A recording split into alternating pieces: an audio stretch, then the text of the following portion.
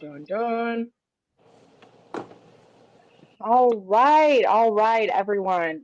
Give some time for people to join, but if you're watching this on playback, thank you so much for joining the Mafia Romance Readathon with us. What a fun 10 days that we've had. We're just going to chat for a couple minutes about how everything went, and then we'll get into the point reveal. I did make a slideshow for us because I am super cool. So we'll go through that in just a little bit, but we'll start out with, as people join this, like, what was your favorite book that you read for the readathon? And yeah, just we'll start with that. Like, what was your favorite book you read for the readathon? That's kind of hard. I'm like trying to think of which one, because mine were just kind of solid reads. There wasn't really like a big standout, and like God of Fury was a reread for me. So like I think most of them that I read this for the week was 4-star reads. Let me look. I'm like, what did I read? My favorite was Be With Me, Gabrielle Sands. I really liked that book. Rated it 5 stars. It was my only 5-star of the week. So yeah, I love that one.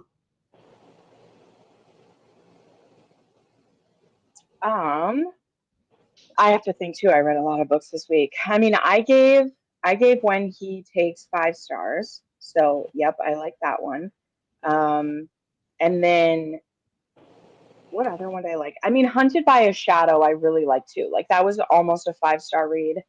The only thing that didn't is kind of how, like, I loved how slow the burn was, because for the situation, they just can't fall in love that quick. Like, you can't, it can't happen. But then they were just in love and then it was over. Like, we didn't get to see it happen. I think that's the next book after the book that I read, because I was just watching a Readly wrap up. I read Craving Danger. I was wondering if that one was the next book in that series, or is that a different series? Well, I think Craving Danger is the one after mine, because I haven't read that one yet. I believe so. Is it book 2? Yeah, because I'm trying to like read that whole series. So when I looked at the next one, because I almost wanted to get the next one after I read that, and I don't know. I'll have to look. But it looks good. Tempted by the Devil is book 1. Yeah, let me look. Hold on. Yeah, look it up. Because if I read Craving Danger, I don't remember that one well at all. So I think you did, because I think I saw a review of yours. So this was Kings of the Mafia. Book 2 is Craving Danger.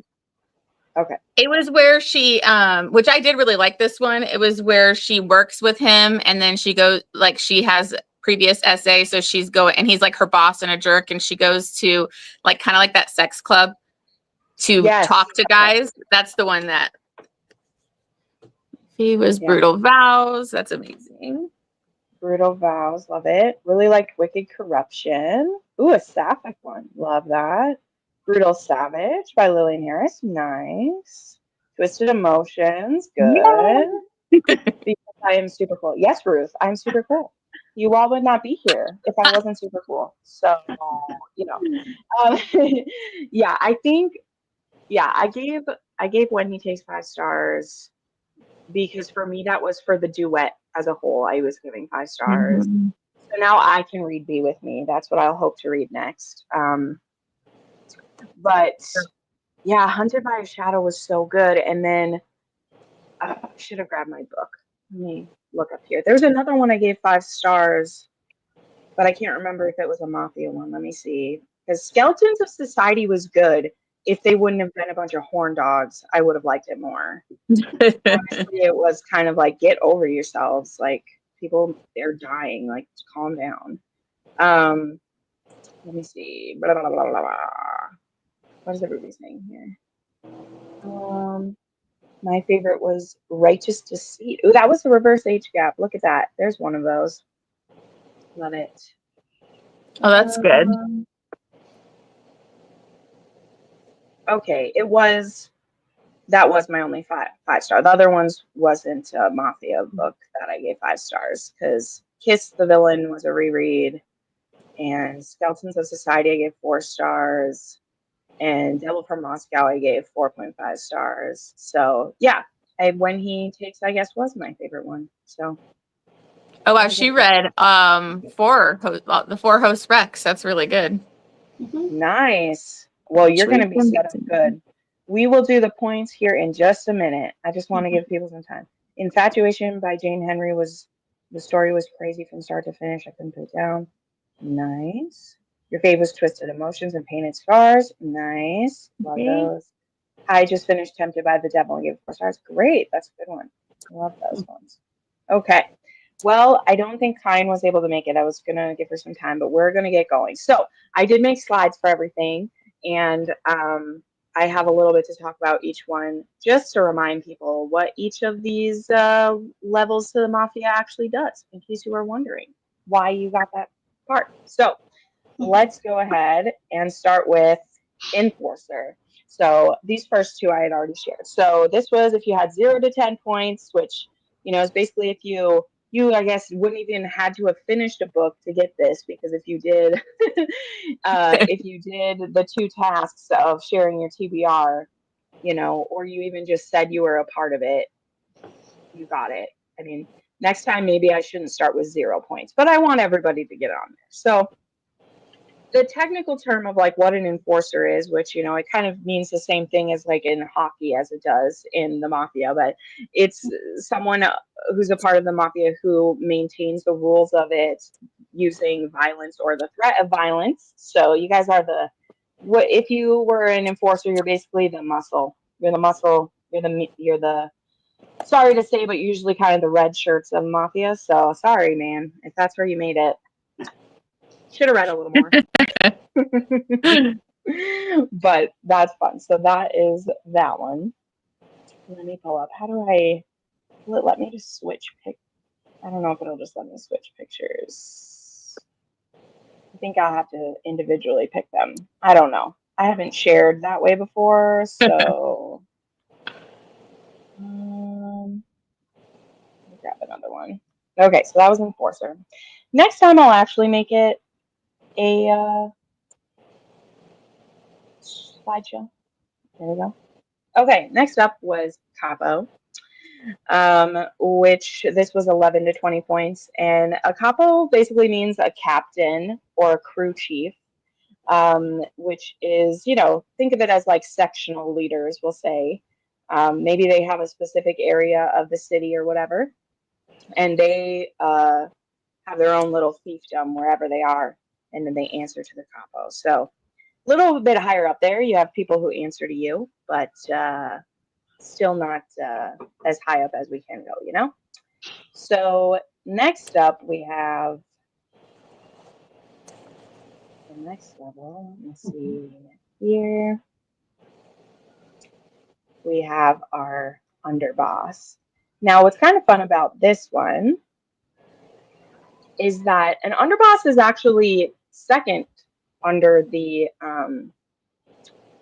Dawn, but you know, we'll get to a consigliere in a moment, but this is someone who they are like a buffer between the lower ranks and the Dawn. They're probably who's going to the meeting. So that's why in some Mafia you'll hear, let's say you hear that they're the underboss of Chicago. So maybe the head of that particular Mafia is maybe located somewhere else, but they put someone in charge in that city, and then they would answer to the Dawn somewhere else. I hope you guys don't mind the annoying history lesson, but I love the history of things, and these are actually real. Like this is actually a real thing at the same time. So to me, it's kind of cool and terrifying at the same time. But this is the underboss. So if any of these layers that you guys get, I have shared this it'll be available on my Instagram in just a couple of minutes, and you can share it there if you want, or you can just tell me which level you guys made to, and we'll talk about it. But all right, so underboss was the 3rd level. Thank you, Jacqueline. You're making me feel better. I looked up facts about this, so thank you. Then, so also an underboss can possibly be the next in line after the Dawn, actually. As I was saying, they can be the second, because this next role, the consigliere, is not actually the like role underneath the Dawn. They are the right-hand man to the Dawn. So whoever would be the next Dawn, they would choose their own consigliere, because this is who you want to trust the most, right? So that's why this is, you know, our right-hand man to the Dawn. This was if you had 31 to 44 points.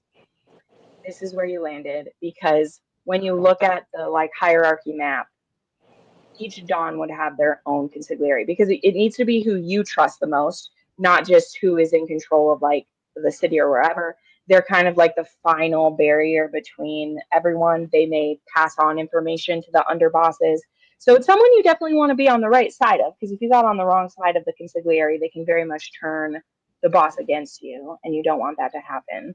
But that is why, like, the underbosses, they can be the ones who are vying to be the next Dawn, because whoever the next Dawn would pick their own consigliere. So that's what that is and how that works. Yay, Lisa. I'm so happy. You did great, by the way. 40 anywhere in here is nothing to sneeze at. Like I said, I made it harder this time because it was longer.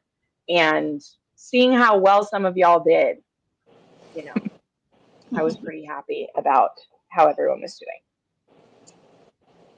Oops. Just went backwards. All right. And then, of course, we have the final top dog here. And as you can probably guess, if you had more than 45 points or more, you made it to the top. We're answering to you. You made it to Dawn or Donna, which I think most of my hosts did. I hope that you all did, so that I know that I'm trusting the right people here. But of course, the explanation for this is the undisputed head of the family. The Dawn holds the ultimate authority for the decisions and is rarely questioned.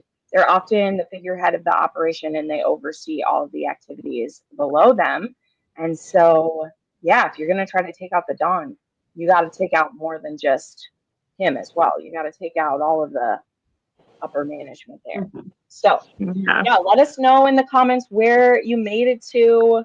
I love seeing this. Yay. Very good job, Kim. In reverse age gap, I read she was the consigliera. Oh, that is so cool. Her twin brother was the boss. Oh, I love seeing that. I love seeing that. Yeah, and like in the yes, you did, girl. You read. Yeah, she was like. Oh, my word. You may now refer to me as Donna Jacqueline. Yes, absolutely love it. Hold on, I had one other picture to share. So yeah, and it is kind of cool because the Skeletons of Society that I read, like she was a capo. Like that heroine was a capo, which was kind of cool. So yeah, it isn't necessarily the Dawn, because right, there's going to be very few of those. So here it was. Here's all the points and how they worked out. I had fun putting this together, and you guys definitely proved me right. I mean, people made it all the way up there really easy, but now you can kind of see what I meant is like I did it where I made, if someone got a blackout, that they made it to Dawn or Donna, but you could have easily added other things in to get there. But that's where I was going for with it, because I was like, if you get a blackout, I feel like you should just be there because you worked really hard. Yeah. So, yay, everybody! Yay. I'm so proud of you. What did you guys end up with your points? You should tell me. I can't remember where you guys got to. So tell me how many points you got. I got 55 points in the end. I didn't black out my board, but I earned 21 additional points. So got 55 in the end. Nice. I got 79, I think. Yay. If I did the counting right. If I did the counting right. I don't know. I think I already deleted my graphic. I think I was at 76 or something like that. So yeah, I wasn't sure there for a while actually, but like my last book actually had a whole bunch. I mean, I'd made it before my last book, but like I wasn't sure there for a while because I thought I was just going to do a board blackout, and then I didn't have a single dab. This is the first time in I don't know how long I didn't read a single dab ever. But, yeah, that's why I ended up picking up that one, Lillian Harris one, The Sinful Vows, I think it was, because I was like, okay, I need a single dad. It was like the only thing I didn't have. So that was what got me to actually black out my board. Yeah. Hello, Como. Good job for you. I'm so proud. You hit 81 points. You read 10 books. Oh my gosh, that's amazing. Impressive. 96. That's almost all the points you can get. I wanted to see how high some people made because, like I said, if I added correctly, 107 is the most you could get. So that's also something, the final thing to like talk about now, because now everyone knows I love some good feedback is what I love. So I wanted to know which prompts like either led people to interesting books, or did you just read what you wanted to and you had it fit, or like how that went. Are there any prompts you think we should add in and switch out? Because I love to switch them out. And then I'll share one other thing I'm going to do. But for sure, as I said, I'm going to add chronic illness as one, because I honestly feel like there is more with chronic illness than there are with like disability or neurodivergence. I'm going to make those actually two different prompts because they are not the same thing technically. So that's something I'm planning to add. But like, what were some people thinking for things you liked or things you come across that weren't on the board? Like, I'd love to know that. I love learning. So. I don't know. It's okay if you love it. I love the LGBT prompt, but I chose what currently had and hope that it fit. Cool. 67 points. I found a new series to continue the rest of Sinful Oath. Nice. I mean, Skeletons of Society is the one that led me to, because that's what I said. I didn't even think that like that was also an interracial couple. So that was the surprise like points I got from that one, because I knew it was a female boss and that it was cartel. Yeah. But go ahead, Helen. Sorry. No, I was just going to say, I wasn't particularly strategic. So I think if I'd have thought about it more, I could definitely have read very specific books to get all the points. But I just kind of like had a whole random list. And it was really weird because I didn't even tick off Bratvo, and that is my favourite Mafia to read. And I didn't even read one all week. That's funny. But I just kind of read the ones that I kind of fancied, and I still hit the point. So I feel like it's a good board, because if you really, really wanted to plan it out, you could max out. Yeah. But if you just want to kind of mood read, you've still got a really good chance of getting it all. So I thought it worked out well. Good. I love to hear that. Less than 1,000 Reasons was harder. Yes, that is hard.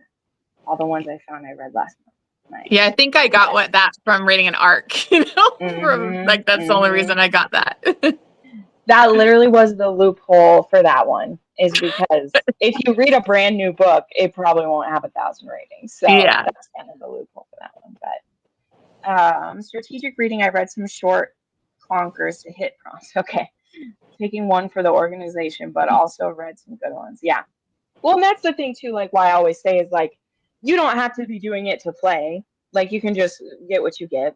I think once people have been doing the readathon a few years, then it's more fun to like play. Like I did try to hit a few, but I also had books I had to read. So they just fit where they fit. But I just think it's fun too when you do want to play. Yeah.